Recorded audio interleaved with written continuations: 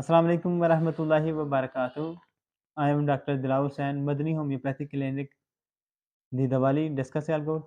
आज का हमारा जो टॉपिक है वो है अस्थमा।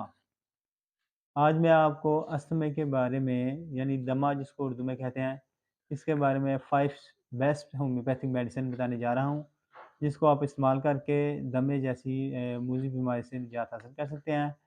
तो इसका मेडिसिन को इस्तेमाल करने का तरीका यही है कि आधा छाँक पानी लें, उसमें 5 कतरे डालकर आप सुबह दोपहर शाम में इस्तेमाल कर सकते हैं। अगर बच्चा है तो 2 कतरे थोड़े से पानी में डाल के सुबह दोपहर शाम आप दे सकते हैं।